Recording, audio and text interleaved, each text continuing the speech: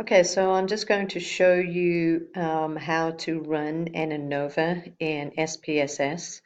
So one of the things that you need to know is the way that the data are set up is, for instance, here I've got classification, and I'm going to look at classification in percentage of body fat. Okay, so what do my ones and my twos represent? So there's two ways that you can do that. You can go here to variable view, and I can click on this, and it's going to tell me that 1 represents Texas, 2 represents Alabama, and 3 represents Louisiana. So I'm good right there. The other way, if I click back here on data view and I select this icon right here, it's going to tell me. So in essence, I am asking the research question, is there a significant difference in body fat between those who live in Texas, those who live in Alabama, and those who live in Louisiana? So one of the things you can do is you go to analyze, you can go to compare means, and you're going to go just and do a one-way ANOVA. All right, and so you can see I've moved these over, but let's assume that they weren't there. What you would do is my dependent variable here is percent body fat and goes here in my dependent list. And my classification are my 3 states, and it goes here in a factor because this is a factor.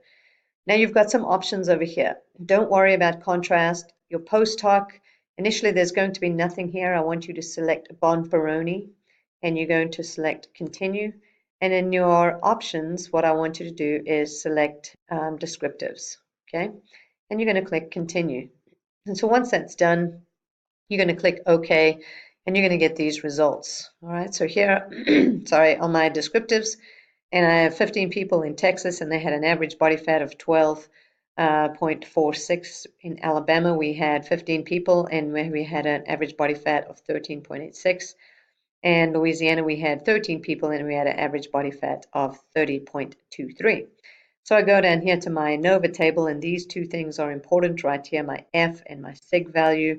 And my sig value tells me that there is a significant difference in body fat between Texas, Alabama, and Louisiana. In other words, there's a significant difference between 12, 13, and 30% body fat.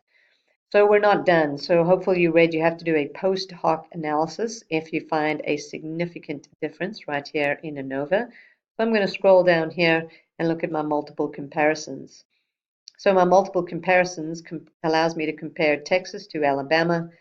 There's not a significant difference. In other words, if I go back up here, it's telling me that there is no significant difference between 12 and 13.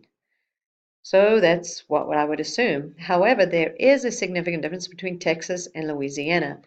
All right, and there also is a significant difference between Alabama and Louisiana. Okay, which again makes sense. So if I go back up here to my means, so it's telling us there is a significant difference in body fat between 12 and 30, and there is a significant percentage of body fat between 13 and 30. So now if I'm reporting the results, I can say there is a significant difference in body fat between the 3 states. Specifically, Texas is significantly different from Louisiana, and Alabama is significantly different from Louisiana.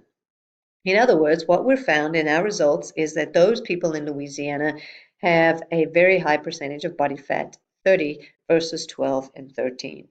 So that's how you would run an ANOVA in SPSS.